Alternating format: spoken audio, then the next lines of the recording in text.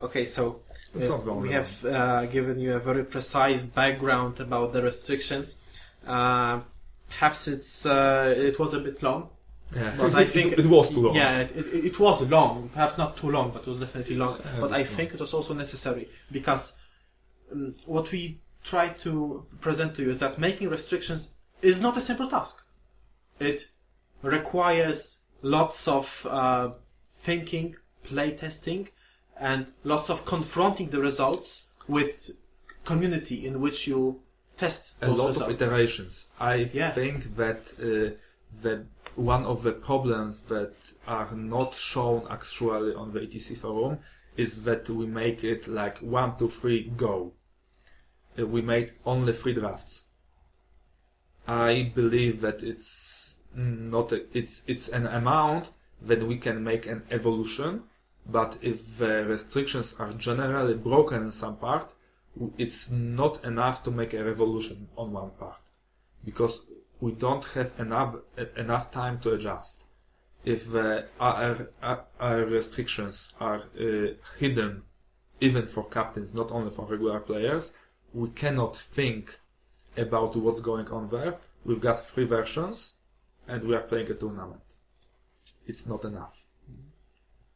And due to such thing, we evolve with the restrictions. I don't say they are bad. They're good restrictions. I like these restrictions. Yeah. But we are making such videos because we think they could be better. Yes. Way definitely. better. It's our point. And dropping, even by dropping some things that won't influence the general tournament, we can help it. Okay, so now we have those 3 baskets with armies, which are generally underpowered, the armies which are kind of balanced, and armies which are overpowered, and we start to work from here. Yes. Our experience shows that that if the army is overall overpowered or underpowered, the easiest way to make things work is just to cut points or add points. And perhaps it should be a way to go.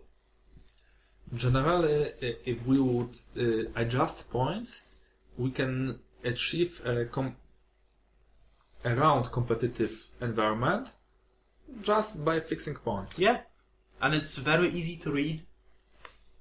Yes. For example, some builds get restricted just by adding points. For example, the Lizardmen. There is a problem, let's say problem. There is a list with 2 slants. Some people say that list is just too strong. If Lizardmen would receive 100 points decrease, the list will fit 2 slants with BSB, but not with a scroll. Yeah, and that's just an example. It's a good example because the same list not only received 100 points decrease, but it also received 65 points decrease on a skink character that needs to take a scroll, because that army needs a scroll. And with cutting those 100 or 200 points of Lizardmen, we also got rid of restrictions 0-9 units which begin with an S. Yeah. I think it was actually the latest in the draft. Oh no, there it is. Yes, there are 2 additional lines on the other side. Yeah, you thought it is all now. Yeah. The thing is, if the army would be generally smaller, all those things that were a little bit too good and they ought to be restricted are now just fine. Because the whole army, due to the 100 point decrease and some needed adjustments on the hero level, got 150 points less. 150 points less is, for example, in terms of Lizardmen, is like 1 unit of Pterodons and 1 minimal unit of Skink Camelons, and everything is just fine. Yeah. It's way better balanced, and it's not like, okay, I've got my Camelons, I've got my Pterodons, I've got my Slants, I've got my Salamanders, and now I have to drop some points on whatever. Yeah. It's like exactly. It's like the invalid units that have to be taken. It's not a good way. Yeah, and keep in mind that we are not talking about a very specific, although we use some numbers here, it's like 100, 200. It truly doesn't matter. I think that those are examples. Yeah, this is an idea of how to do things. We don't know whether it should be 100 points, 200 points, 150, 125 maybe. Let's don't go into such detail because then we have a Beastman army. Yes, there's a plus 50 points. Yes, there's a Beastman experiment. We don't know how it happened because it's a secret forum, but I would really like to read how it happened. What was the reason? What was the reason why Beastmen are points. 50 points under the Tomb Kings?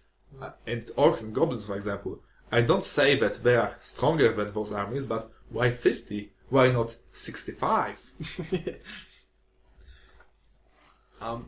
So with those top armies, when we cut points, with those lower armies, we add points. And then we start work from here with surgical cuts.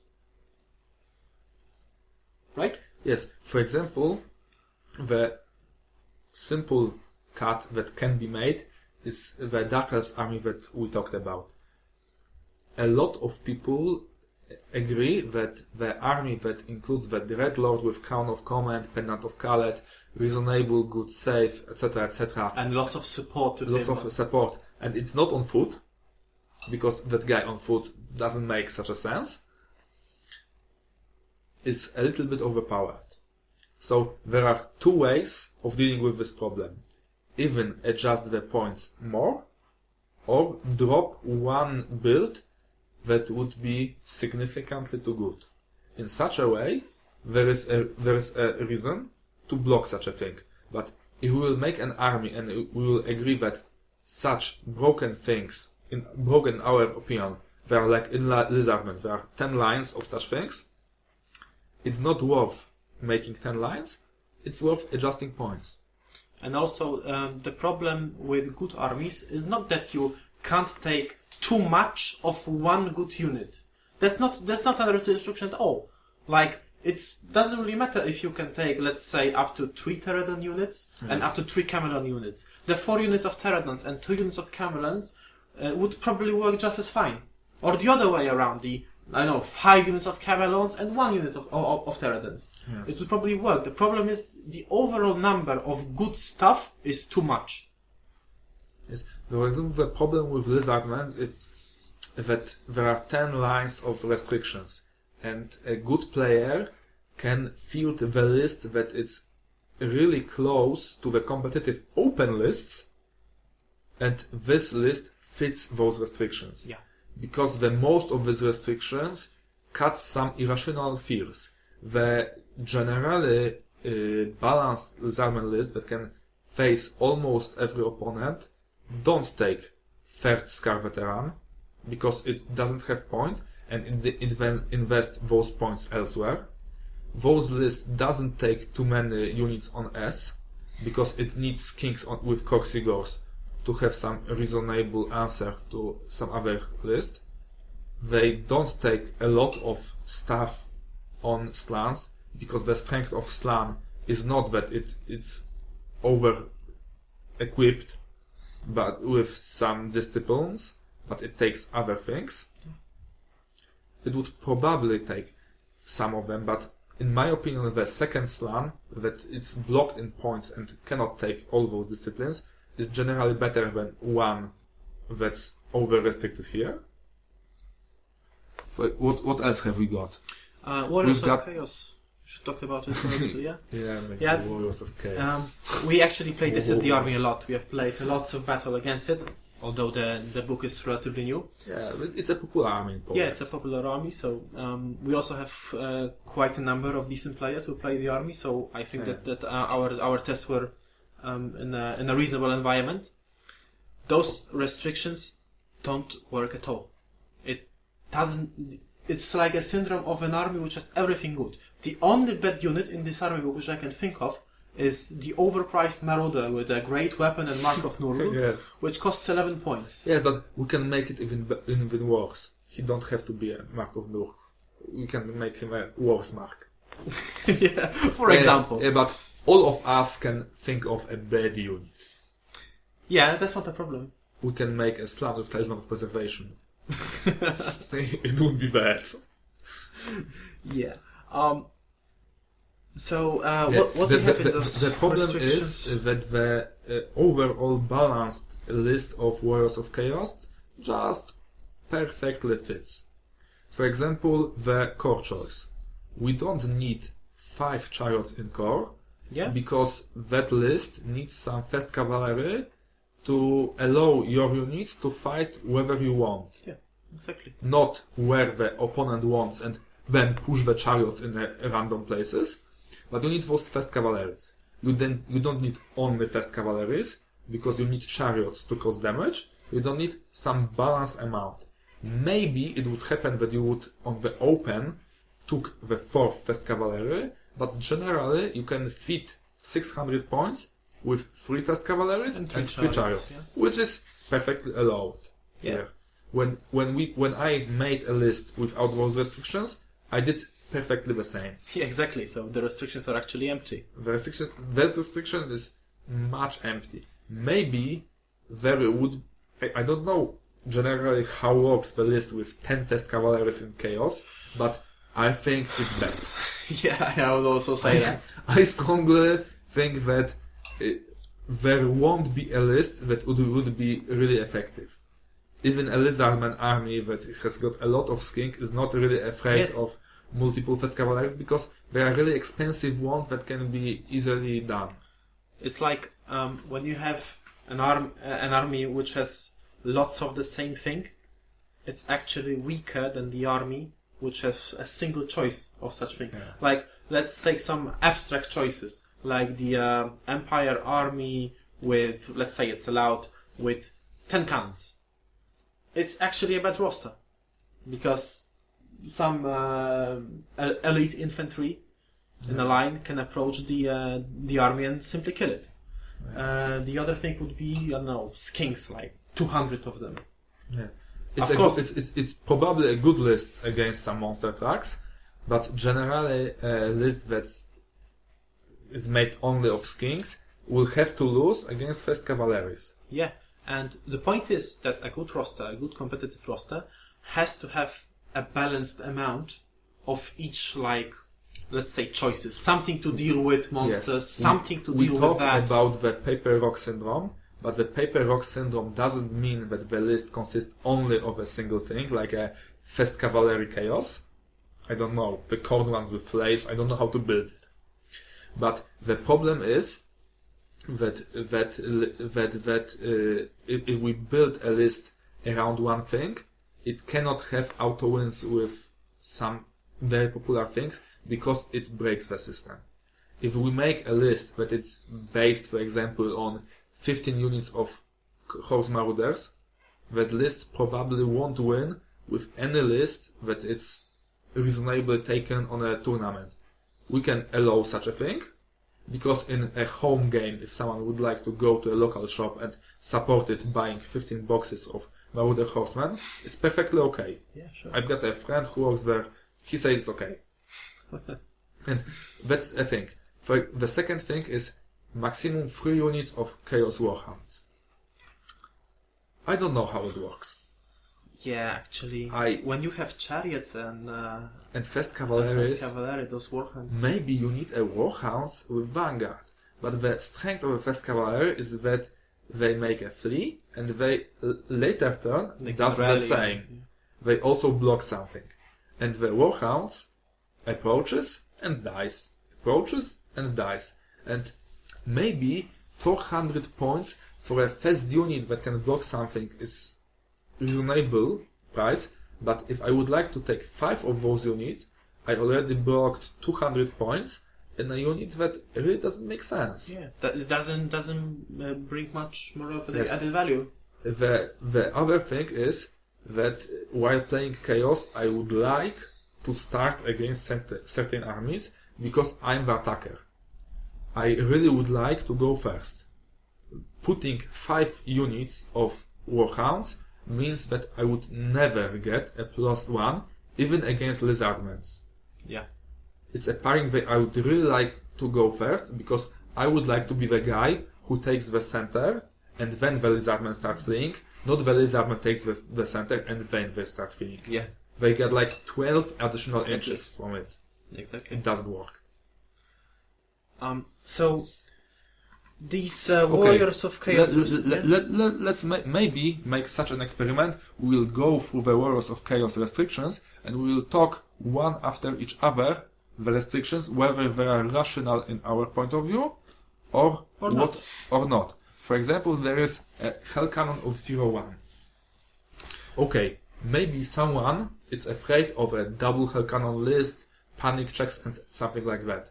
But that list is reasonable only with one of two other things. A level 4 guy with death magic or with a Treason of Tzeentch, that Tzeentch guy. Yeah. It's generally without it, it's like 450 points in artillery that lose which lose without the artillery, yes? And this the dwarves, the empire, and this the artillery dwarves overkill it. Yeah, and this artillery has a shooting power of like Bretonnian trebuchet, right? Yeah. The same accuracy, the same strength. We've and got... and it costs 3 times more than 2 trebuchets. Yes, we know that the Bretonnian trebuchet dies when it's charged by 5 furies, but if we can assume that Bretonnian trebuchets are 180 points, and we can put 2 units that will defend them. Yeah. The hell cannons are not bad, but the 2 hell cannons are not a broken list. They are manageable to play against, and the chaos that invested 500 points, the offensive army. Yeah. It's an army that another shooty thing in chaos are the already taken the first cavalry with javelins, the 12-inch long range. Decent. And so if we would like to make a list of defensive chaos warriors, we will take 2 hell cannons, and what else? We simply lack the wizard that stands and does like some magic. We can also advance and does magic, yes? And the thing is that the hell cannons block the juggernauts. The skull crushers, yes? They are named skull crushers. Yes, skull crushers in rare choice. In rare choice. And the list that includes double units of 3 skull crushers or 1-3, 1-4 skull crusher is way better than 2 hell cannons. So the general idea of limiting those hell cannons is bad in itself, because when you take the hell cannons, you actually limit the list yourself. Yes, like you just push the chaos only to a really offensive list, because the only reasonable defense includes double hell cannon, some magic, maybe some infantry. No one sees infantry, because you have to approach your enemy, not wait for him. And without a second hell cannon, you haven't got any answer towards what's going on. If you would wait with your only hell cannon, your opponent would simply ignore you. You've got like 6 shots from the trebuchet, and thank you for a draw. Yeah, exactly. Yeah, and maybe you will lose this game. Yeah. It's like a nonsense. Okay, what else there is? A model with 3+ ward cannot have crown of command. Yeah, it's generally a similar thing that was taken into account with the Dreadlord. Yeah. The thing is that the only guy that should have such a restriction is a Chaos Fighting Lord, because there is no problem with a Wizard Lord taking such a thing, because going with this wizard into combat is generally much more risky. The guy has got weaker parameters, yes? He's got a lower toughness, lower weapon skill, he can be much easier killed in this combat, and probably while being in combat, not matter lower leadership, probably while being in combat, he loses some points due to his magic, yes? The guy that needs to have a 3+ ward save is a Tzeentch guy. The Tzeentch guy knows magic missiles. While being in combat, he doesn't cast magic missiles. Exactly. And there are no chances that he will win in this combat any round of it. because he loses with everything a little bit stronger than First Cavalry. While the Chaos Lord can, for example, charge the unit of Monstrous Cavalry and sooner or later kills them. It's also a good argument. Yeah, I think. I don't say that in the future we won't come back to such restrictions, Yeah, but definitely. at the beginning it's not obviously broken, so we can put it open and later playtest it. Yes, this is actually an important note. So, Talisman of Preservation, Armor of Destiny, Third Eye of Cench, max 1 on the same model. What's the point of taking Armor of Destiny and Talisman of Preservation on the same model? I don't know. Maybe It's a good counter against high elves, because when you get Vows Unmaking, Oh, you receive. that's perfect. Yeah, You still have a 4+ ward save. Yeah. I don't Against know. Killing Blow from a Star Lens. Yes. From a something like that. It's some kind. Yeah. It could simply, even if we will assume that both of these restrictions are rational in some way, we can write it. A model with a 3+ word save can have neither a Crown of Command nor it's called Third Eye of Cench. It would be one line. It would avoid limiting the double 4+ word save on one model, and it's generally more optimal. A Demon Prince model can have max 4 off and a Oh. list. Okay. Generally, there is an idea that the Demon Prince of Nurgle with everything is really good. Yeah, Because it is. definitely. However, Underpriced about 200-300 points. yes, he could cost almost those whole 600. He's generally better than the Dragon Lords. Yeah. And is a wizard. It's Yes. unbreakable. He doesn't give a damn. He's good. It's not a point. But the thing is that such a list blocks also some other builds that are not that good. Because if we would like to have a Slanesh guy that is a really situational, yes, we'll give him a 4th level. He has to have a house armor, and he needs flying. I don't know if he would be curing himself, he would be that good. It's the thing is that when you've got a list of too many items, those items are not equally good. And also, there is a general problem with underpriced models that you have a model which is obviously good, and also some portion of strength of this model is that it is cheap. This means that you have lots of others units to support it. So perhaps it would be even better to write that if you take a Demon Prince in your army, if you include a Demon Prince in your army, you make a roster on additional 100 points less. Or restrict something else. Because, for example, the more reasonable thing would be to drop the Chaos Armor from this list and choose 3. Because every Demon Prince will take a Chaos Armor, because you have to have some armor save on him, yes? So we just put the Chaos Armor. There is no competitive build without a Chaos Armor. Yes.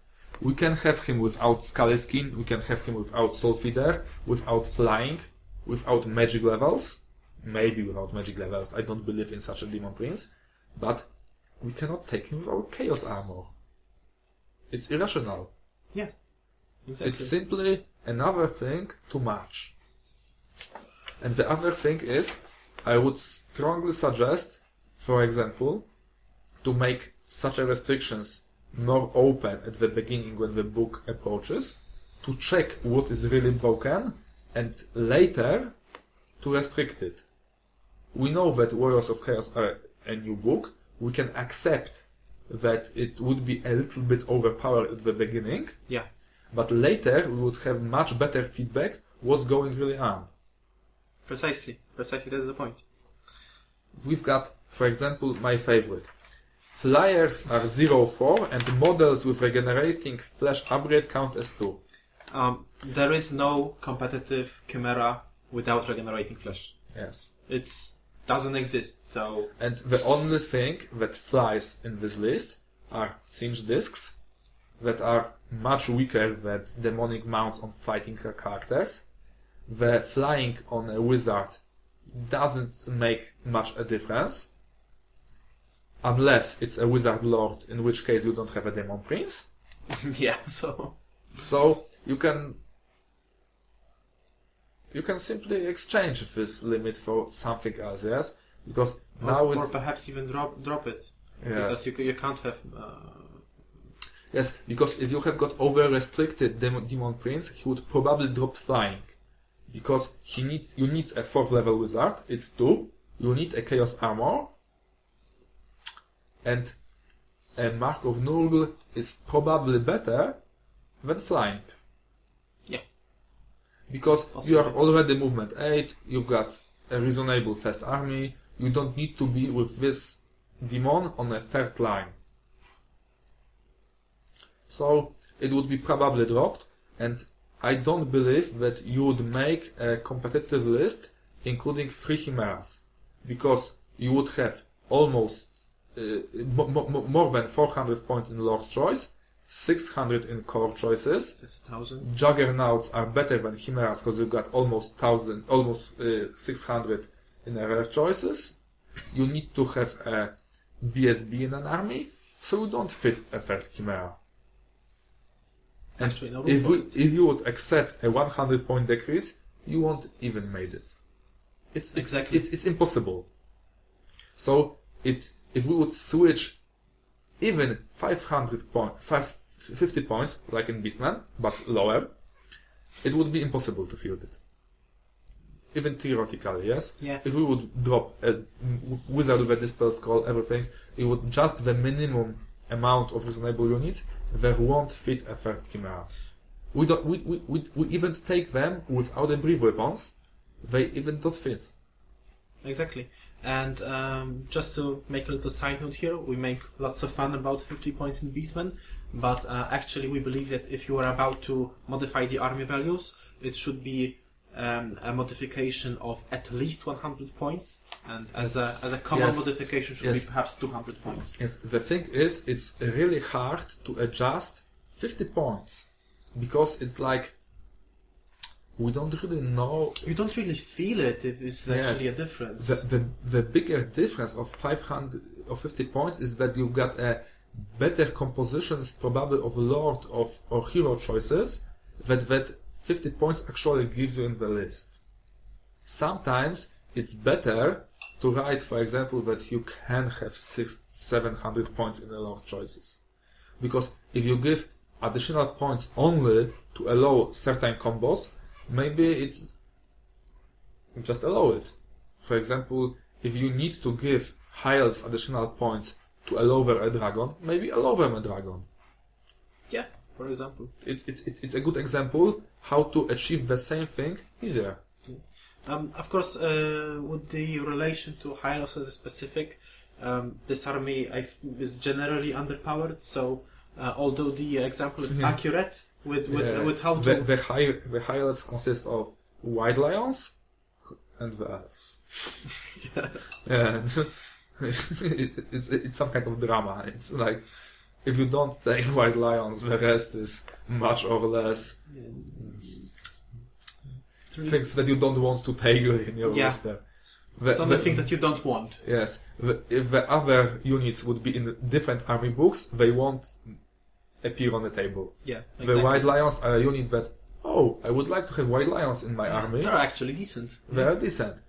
Maybe the eagles. I would like to have eagles in some armies. Yeah. But since I have saber tusks, I don't know. Yes, it's like a better saber tusk that's overpriced due to that saber tusk. Yes, but for example, who would like to have a high elf bow? 11 points. 12 with light armor. Okay, it's a good example why to increase the points limit of the army. Yes, definitely. But coming back to the Warrior Chaos, because we haven't done one thing. Yeah, let's nail it. Flyers and brief weapons count as 2 templates. Yes, the Warriors of Chaos is an army that is restricted by the number of war machines. Because if you take 2 flying chimeras, You can't take the whole cannon. you can take the hell cannon. Yeah. There is a list that is based on 2 flying chimeras, or 1 flying chimera and a demon prince, that is supported by a hell cannon. You take the offensive flyers that go to your enemy and then they use their flaming template, and you support it not with a juggernaut that But with the breaks arm- that enemy, Yeah, but with the artillery fire. but with a trebuchet. Nice. And he can always panic at a minute -1, so... Yes. And you try to panic your enemies instead of killing him. It's like, I don't know how this happens, but maybe there is a list that we don't know how it works. Maybe. Maybe there is that broken combo with 2 hell cannons, triple flying chimeras, and a wizard lord with, I don't know, Lord of Cinch there? Yeah, an army which doesn't meet minimal requirement for core units. Yes, and it's a wizard lord of Cinch with crown of command that charges the biggest enemy block, stops it, Exactly. the 2 hell cannons kill 1 unit, and the flying chimeras, I don't know what they do. Okay, so... Don't play it at home. Okay, so we have talked about Warriors of Chaos, we have talked about Lizardman. Yes, War of Chaos is generally a good point why we shouldn't make restrictions too fast. Sometimes it's better to allow player to play overpowered armies to on figure it out. some ETC tournament, non-official ETC tournaments for like a month, 2 months, and get the support what is really going on in this army, and later put the restrictions. And also, if you have a notion that an army is overpowered, it's much, much easier and much more accurate to, if you want to do restrictions so early, just cut some points and think of that. If the army is still overpowered with 100 points, without 100 points, without 200 points, then start to think about surgical cuts. And for example, if we are playing open, you can make an announcement that we are, for example, thinking of limiting this. Try building list without it, because it would probably get banned. And now, if we already overbanned some things, we've got like a really small points of maneuver, because now it will happen like, oh, in draft 3 I can this. Why are you boosting Warriors of Chaos? Because we are dropping the nonsense limits. So why did we did this before? It's like, it's always better first to allow us to play a Games Workshop game, and then if it's broken, fix it. If it's not broken, don't fix it. Exactly.